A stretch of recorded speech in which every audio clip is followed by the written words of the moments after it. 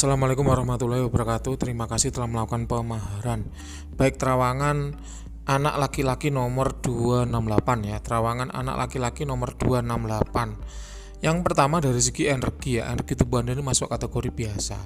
Ya, biasa sebagaimana orang pada umumnya. Tidak tinggi juga tidak rendah ya, biasa. Tidak istimewa juga tidak jelek, biasa ya, biasa saja. Kalau saya skalakan dari 1 sampai 10 kira-kira berada di level 8,2. Jadi biasa ya, tidak tinggi ya tidak rendah, biasa.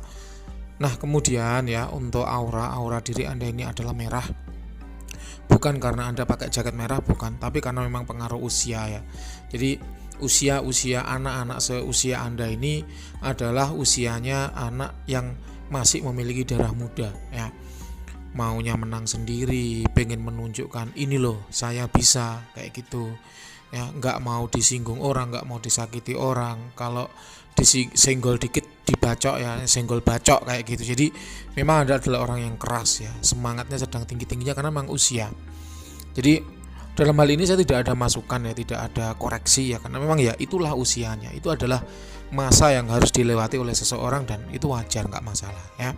Jadi untuk aura merah ya, itu menandakan bahwa adalah orang yang keras, orang yang berpendirian kuat, orang yang punya semangat yang tinggi karena memang masih usia kayak gitu.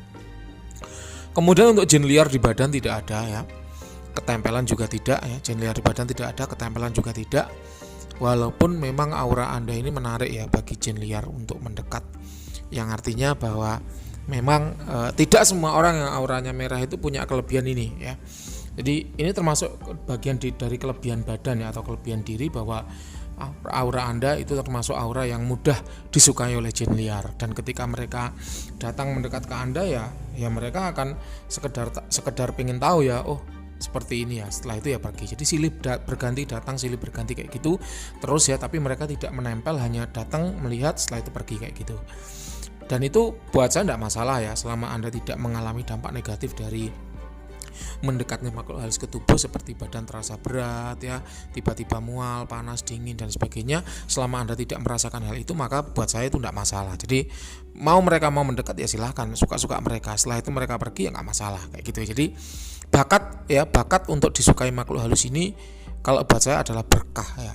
Yang penting adalah bagaimana kita memanfaatkan bakat tersebut ya, agar bisa bermanfaat bagi diri kita sendiri utamanya dan orang lain kayak gitu.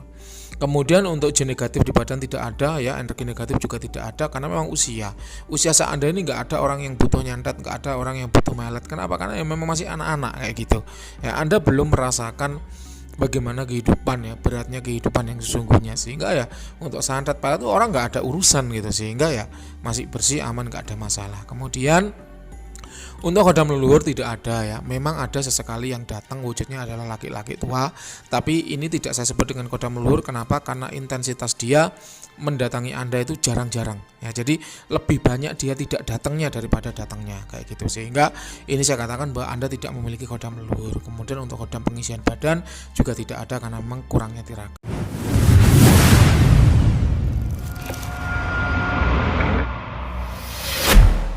Jadi Anda kurang menempa diri, kurang tirakat, sehingga akibatnya untuk kodam-kodam pendamping itu tidak ada kayak gitu.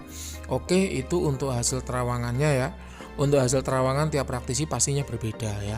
Kenapa? Karena tiap praktisi itu punya standarnya masing-masing. Contoh, ketika satu orang di badannya sekelebat ada jinnya, mungkin praktisi lain akan menyebutnya itu adalah oh Anda punya kodam pendamping. Kalau buat saya enggak. Kalau hanya terlihat sekelebat tapi dia tidak memberikan dampak positif pada manusia, maka itu tidak akan saya sebut dengan kodam pendamping. Kenapa? Karena itu hanya jin liar yang menempel kayak gitu. Begitu juga jin liar yang menempel. Kalau jin liar yang menempel itu memberikan dampak negatif pada badan, baru akan saya sebut dengan ketempelan. Kalau dia hanya nempel begitu aja, ikut ya, sehari 2 hari kemudian pergi, maka itu tidak saya sebut dengan ketempelan. Kenapa? Karena nggak ada dampak negatif yang ditimbulkan kayak gitu. Sama power juga demikian. Mungkin power badan Anda ini kalau di terawang orang lain masuk kategori tinggi, atau mungkin masuk kategori jelek, itu ya suka-suka orang lain yang mengkategorikan. Tapi kalau buat saya seperti ini masuk kategori sedang, tidak tinggi juga tidak rendah, biasa sebagaimana orang pada umumnya. Kenapa? Karena saya punya standar sendiri. Dan standar inilah yang saya gunakan untuk menerawang orang-orang ya yang memahir terawangan di Mbah Wira. Jadi ini adalah standar saya yang tentunya akan berbeda hasilnya ketika diterawang oleh orang lain kayak gitu. Ya, jadi ini yang perlu Anda ketahui. Jadi nanti tidak perlu diadu ya pendapat saya dengan pendapat dukun lain. Biasanya kalau ada orang yang kemudian mengadu pendapat saya dengan pendapat praktisi orang lain, langsung saya sekakmat, ya terawangan saya salah. Lain kali tidak usah nerawang lagi di saya. Pasti saya gitu kan. Ya, saya memang nggak bisa nerawang. Jadi lain kali nggak usah nerawang di saya, silakan terawangan ke orang lain seperti itu. Kenapa? Karena saya nggak suka. Ya, saya nggak suka pendapat saya diadu dengan orang lain. Kalau Anda ingin penjelasan, Anda bisa telepon. Anda bisa telepon. Di saat-saat senggang boleh telepon, atau Anda boleh berjumpa dengan saya, boleh ketemu dengan saya, akan saya jelaskan maksud dari hasil terawangan seperti itu gimana, yang pembabaran yang lebih luas ya. 2 jam pun saya bisa membahas tubuh Anda dari ujung rambut kepala sampai ujung rambut kaki, itu bisa. Kenapa? Karena tubuh manusia itu rahasia yang sangat luar biasa, dan itu kalau dibahas itu nggak akan habis berminggu-minggu, bener berminggu-minggu nggak akan habis kayak gitu ya. Jadi tidak perlu diadu, tidak perlu dikembalikan hasil terawangan saya ke diri saya ya. Misalnya kayak gini, Mbah, saya itu berdarah biru, kenapa saya nggak punya kodam leluhur pendamping? Nah itu nggak perlu ditanyakan. Kenapa? Karena pasti akan saya balik. Lah emang diri Anda gimana loh selama darah biru ini, pernah tirakat apa enggak? Kok nggak ada kodam pendampingnya? Saya ini tirakat sudah bertahun-tahun, Mbah, kok energinya masih biasa? Maka akan saya kembalikan. Lah selama tirakat gimana? Kok bisa energinya biasa-biasa saja kayak gitu. Jadi tidak perlu dikembalikan apa yang hasil terawangan saya ya. Tidak perlu dikembalikan ke saya, tidak perlu dijadikan bumerang untuk menyerang saya. Cukup kalau ada yang kurang jelas boleh ditanyakan kayak gitu aja. Itu yang perlu saya tekankan ya untuk hasil terawangan ini. Kenapa? Karena saya menangkap ada ego yang tinggi pada diri Anda. Dan ketika mendengar hasil terawangannya biasa, kodam dirinya tidak ada, kodam leluhur ada tapi hanya sesekali, itu saya menangkap sinyal nantinya itu pasti akan diprotes di depan. Kenapa? Karena kok hasil terawangan saya biasa, padahal saya itu katanya punya kodam jutaan, punya kodam ribuan, punya kodam ratusan dan seterusnya kayak gitu. Jadi itu tidak perlu dikembalikan ke saya. Kenapa? Karena kalau dikembalikan ke saya pasti langsung saya sekak seperti itu. Kalau mau penjelasan lebih rinci silakan telepon kalau saya senggang, atau berjumpa dengan saya langsung akan saya babar kayak gitu ya. Oke, itu untuk penjelasannya. Sekarang saya akan menjawab pertanyaannya ya. Cepat-cepat aja ya. Kenapa? Karena Anda juga tanya banyak ya. Anda tanya hal yang banyak sehingga saya harus memberi waktu ya, spend lebih untuk menjawab pertanyaan Anda. Oke, kita mulai dari kalimat yang pertama. Kemarin pada waktu saya ada masalah dengan ayah saya yang sangat fatal ya. Ya, sangat fatal sehingga beliau melontarkan kata-kata yang tidak sewajarnya kepada saya. Mohon maaf ya. Namanya seorang ayah itu tidak ada kalimat yang tidak sewajarnya.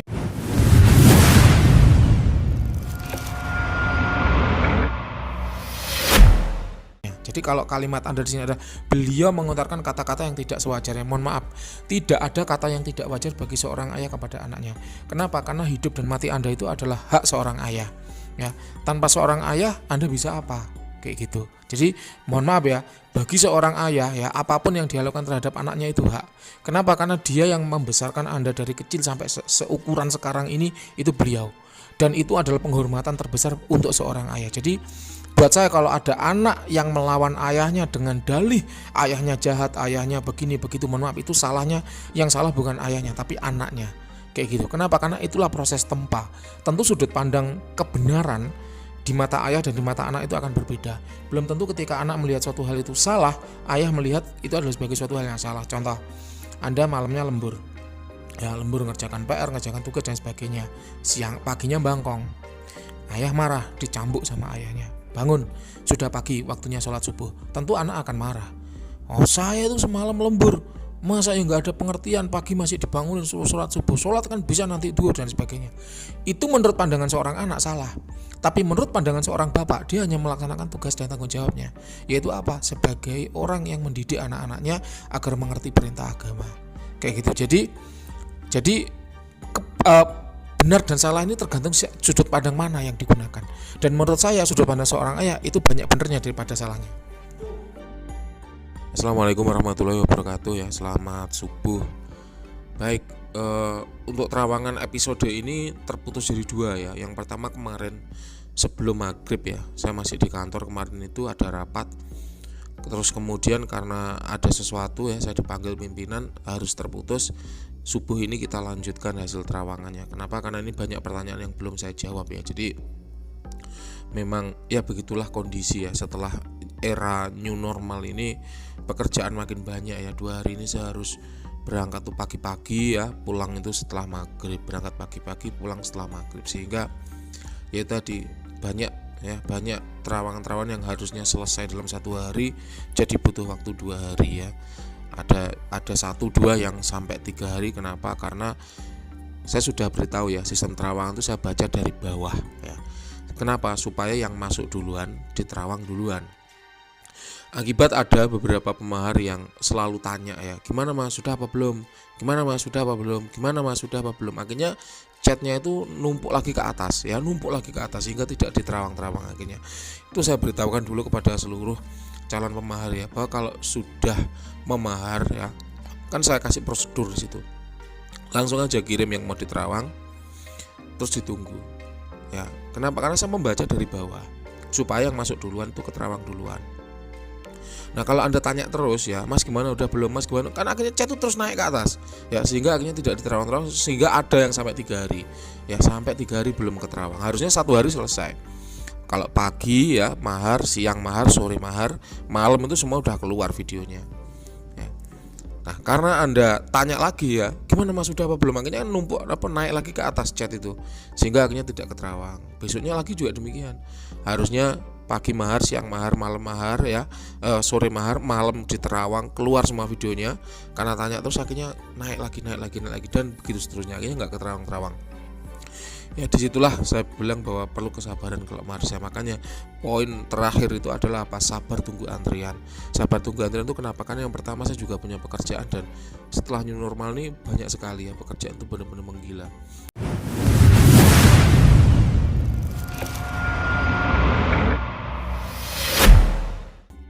Jadi ya itu tadi yang saya katakan ya, jadi harus sabar nunggu antrian.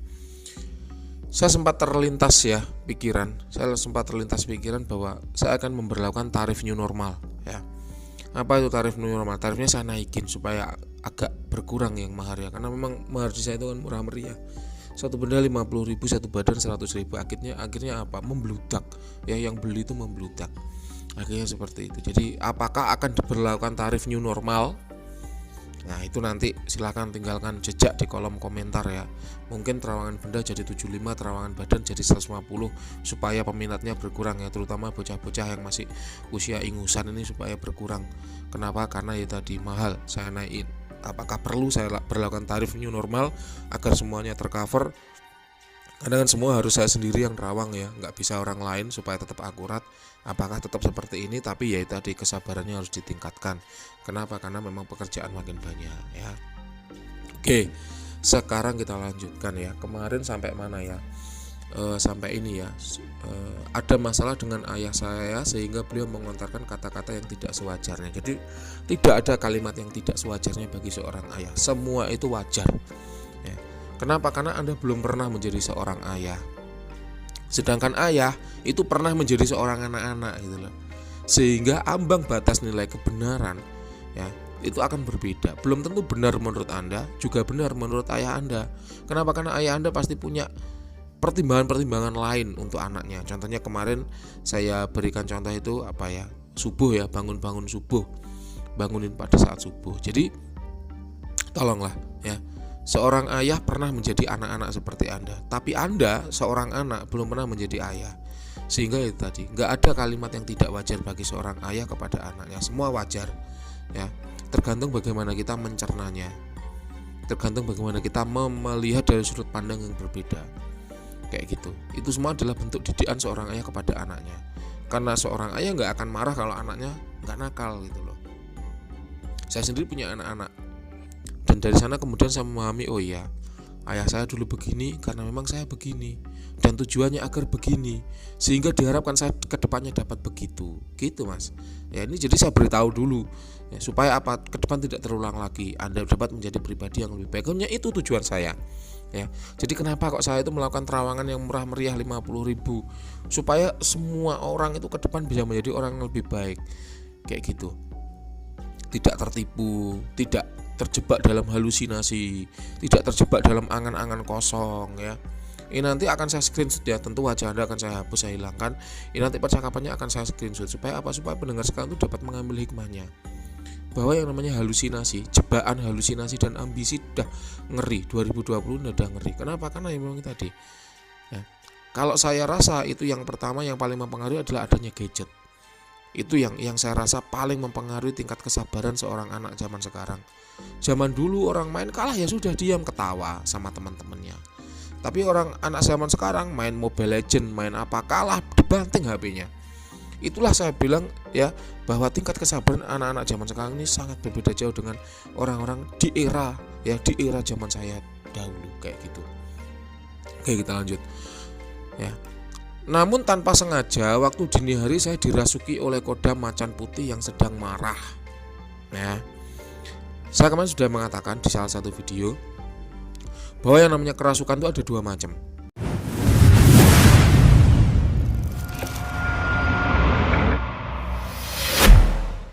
Ada yang benar-benar dirasuki oleh jin. Yang kedua ada yang namanya abreaksi.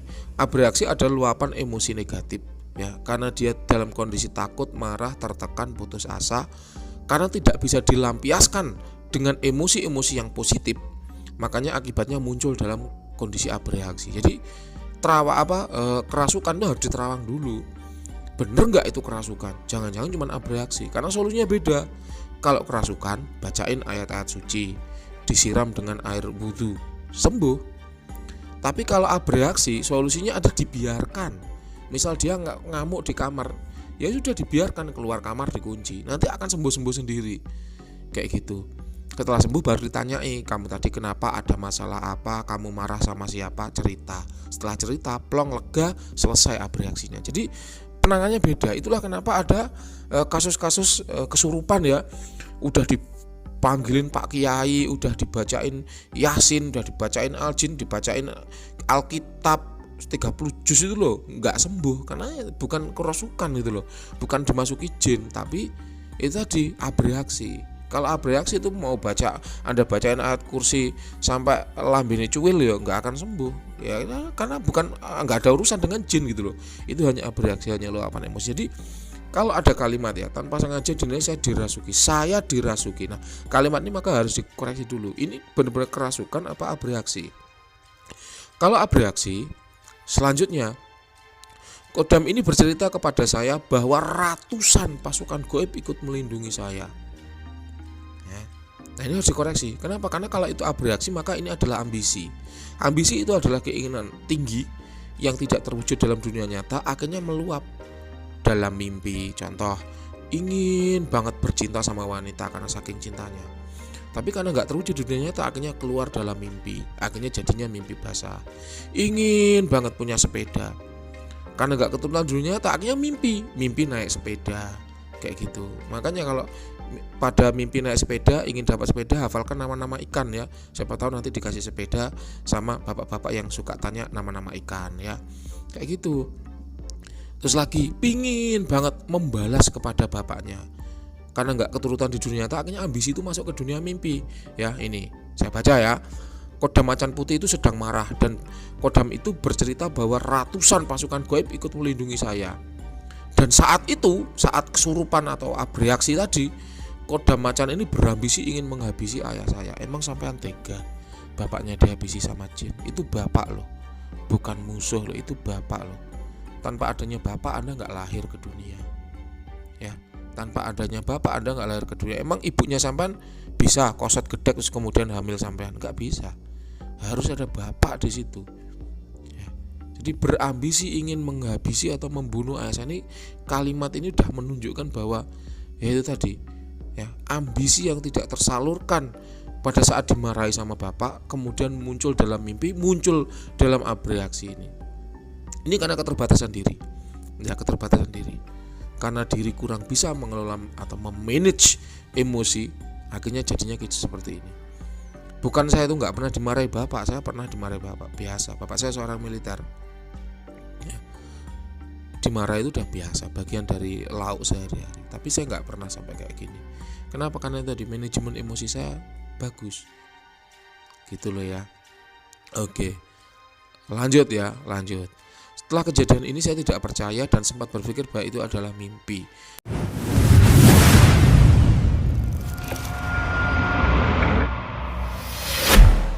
Apakah benar Mas, sosok kodam penjaga bisa sangat marah jika orang yang dijaga disakiti oleh orang terdekatnya? Jawabannya, apakah benar sosok kodam penjaga bisa sangat marah jika orang yang dijaga disakiti? Jawabannya bisa. Tapi kalau ada kalimat oleh orang terdekatnya, contohnya bapak, maka nggak bisa. Maka nggak bisa. Itu bukan sosok kodam penjaga, itu setan.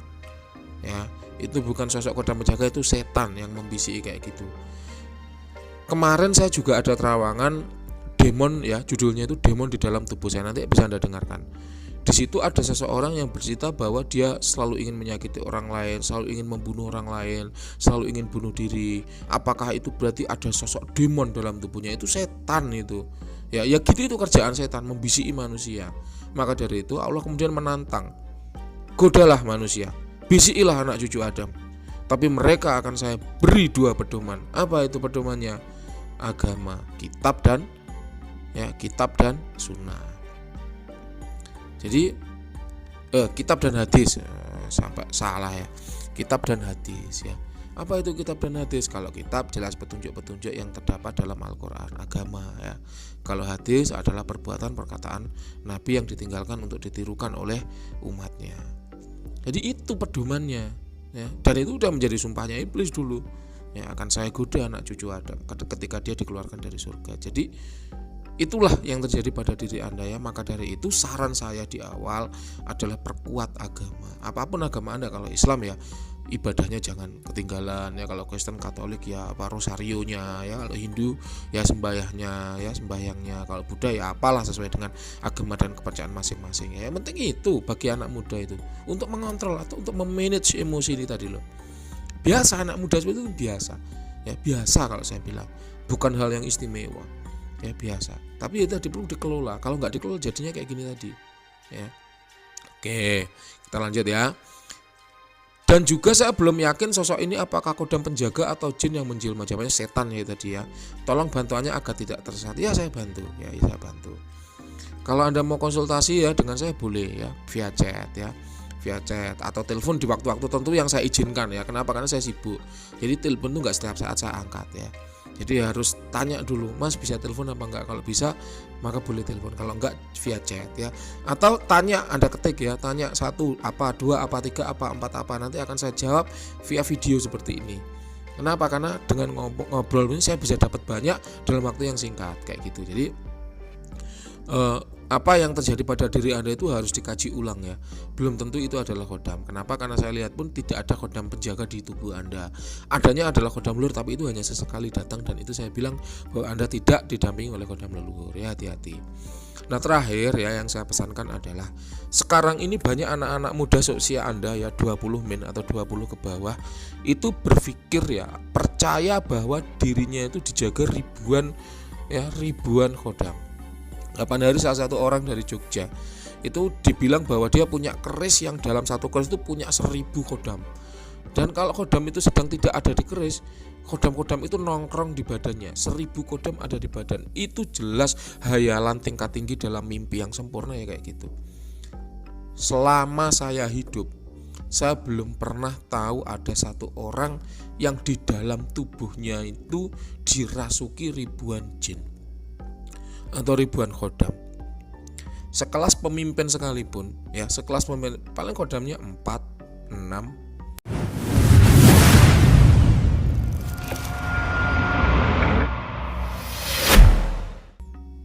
Kalaupun kodam yang 4 itu tadi punya ribuan pasukan, itu tidak di badan gitu loh. Yang di badan ya hanya 4 tadi atau 6 misalnya. 6, yang 2 punya pasukan jutaan, ya pasukannya di luar, yang di badan ya hanya 2 tadi kayak gitu. Jadi nggak ada orang punya ribuan kodam dalam tubuh itu. Kalau punya itu jelas itu dulu ya, halusinasi yang muncul akibat ambisi. Hati-hatilah mengelola ambisi ini. Ambisi itu memang baik kalau kita arahkan ke tujuan yang positif, tapi kalau jadinya merasa bahwa tubuhnya itu ada ribuan kodam, ribuan jin, ini keliru. Ini keliru, saya tegaskan ya, ini keliru, seperti itu keliru ya. Lagian apa keuntungannya Anda punya 1000 kodam dalam badan itu apa gitu loh. Kita nggak usah bicara kodam ya. Kodam itu kan tools ya, atau piranti atau alat yang kita gunakan sehari. Contoh ya, saya ibaratkan khodam itu adalah baju ya. Anda punya satu baju, Anda akan mengenal baju itu dengan baik. Anda punya 10 baju, Anda bisa mengenal 10 baju itu dengan baik. Anda bisa bergantian memakai 10 baju itu. Ya, pagi satu, malam satu, pagi satu, malam satu. Kalau seminggu ada 14 baju kan gitu. Tapi bayangkan kalau Anda punya 1000 baju. Gimana Anda mau mengenali mereka satu persatu? Padahal khodam itu hidup. Mereka butuh bersosial. Mereka butuh berteman. Mereka butuh dikenali. Mereka butuh diselami, butuh didalami agar kita bisa memaksimalkan tuah mereka. Sama seperti sepeda motor. Ya, kita punya sepeda motor, kita hafal gas-gasannya begini, kalau jumping begini, ngerem begini supaya nggak jatuh begini, kalau nukik begini, belok tajam begini, ya hafal kita. Tapi bagaimana kalau kita punya 1000 sepeda motor? Gimana kita mau mengenali mereka satu persatu? Padahal kodam itu hidup, mereka seperti manusia. Jelas nggak mungkin toh orang punya 1000 kodam itu ngeliat itu udah nggak mampu. Gimana Anda mau melihat 1000 kodam di sekitar Anda? Kalau Anda melihat 4 atau 6 kodam di sekitar Anda, masih bisa. Senin sama si A, Selasa sama si kodam B, Rabu sama kodam C. Akhirnya dalam seminggu 7 kodam Anda kenal semuanya, baik semuanya, bisa memanfaatkan semuanya. Kalau 1000 itu loh, gimana? Setahun aja hanya ada 365 hari. 1000 itu kan berarti butuh 3 tahun. Anda hari ini pakai si A, besok masuk pakai si B, besok pakai si C, sampai kemput 1000. Itu loh butuh 3 tahun. Lucu kan, nggak masuk akal, impossible. Jadi itulah ambisi anak-anak sekarang ini ngeri ya, ngeri. Kalau saya bilang ngeri ya itu akibat kedewasaan yang kurang, dan itu harus ditata, harus dibenahi ya. Kalau bisa dibina ya dibina, kalau nggak bisa dibinasakan anak-anak seperti itu, kayak gitu. Oke ya, jadi itulah jawaban pertanyaan Anda. Silakan nanti kalau ada yang kurang jelas boleh ditanyakan.